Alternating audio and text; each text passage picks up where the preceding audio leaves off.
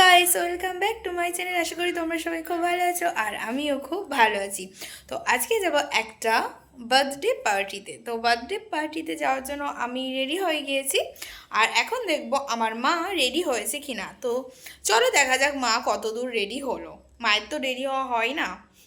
মা, তোমার রেডি হওয়া হলো? কখন বেরোবো আমরা? এই তো আমি রেডি হচ্ছি। দেখো দেখো গাইস, এই বুড়ি মানুষটার এখন রেডি হওয়া হলোই না।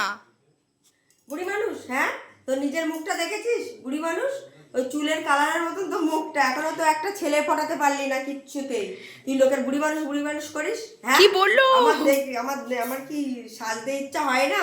সাজবো না? যাবো তো একটা মানে অনুষ্ঠান বাড়িতে, তা যাই হোক করে চলে যাবো। সাজবো না, একটু লিপস্টিক। তাই বলে তুমি 3 ঘন্টা ধরে কাজল আর লিপস্টিক পরবে? 3 ঘন্টা? তোর ক ঘন্টা হলো? তো 7 ঘন্টা লেগে গেল। অত টাইম লাগবে কেন?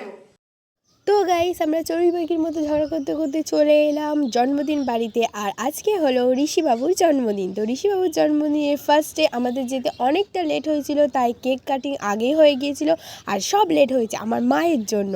তো এখানে দেখো ঋষিবাবু তার বাবার সাথে বসে আছে আর এখানে সবাই প্রথমেই শুরু করে দিয়েছে ডান্স। আর আমরা চলে গিয়েছিলাম খেতে ফুচকা কফি।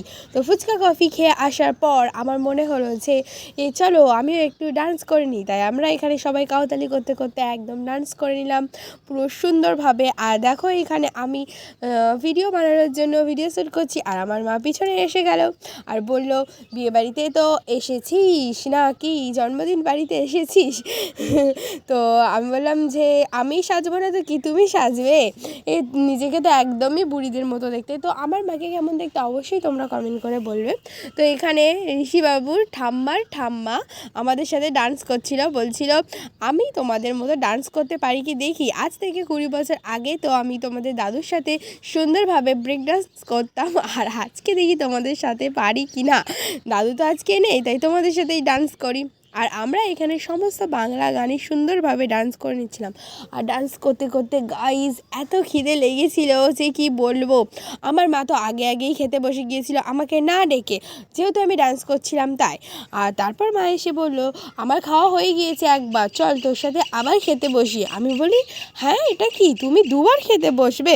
তো আমার মা কোনো রকম লজ্জা না করে খেতে যাওয়ার জন্য রেডি হয়ে গেল আর আমরা এখানে একদম খেতে বসে গেছি। আর খেতে বসার সাথে সাথে আমাদেরকে দিয়ে দিয়েছিল লেবু, লঙ্কা, পাতা, জল। তো তারপর এখানে ছিল নানপুরি, চানা মশলা, রাইস, ডাল, ঝুড়ি ঝুড়ি আলু ভাজা, কিছু চিংড়ি, যেহেতু আমি এঁচড় খাই না তাই চিংড়ি নিয়েছিলাম।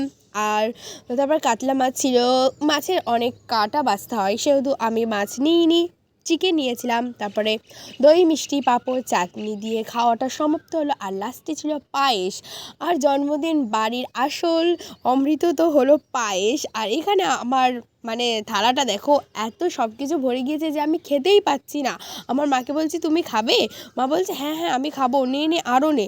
এই গাইস, যখনই কোনো বিয়ে বাড়িতে বা জন্মদিন বাড়িতে যায় না, তখন কোনো দিন মায়ের সাথে একদম যাবে না, নইলে গেলেই বলবে আরেকটু নে, আমি তোর পাত দিয়ে খাবো, এরকম বলবে। তো লাস্টে আবার চলে গিয়েছিলাম ডান্স করতে। মজা এত হচ্ছিল, অনেক দিন পর একটা জন্মদিন বাড়িতে আসলাম। তো লাস্টে মজা করতে করতে বাড়ির পথে রওনা দিলাম। তো ভিডিওটি ভালো লাগলে লাইক, কমেন্ট, শেয়ার অবশ্যই করবে। টাটা।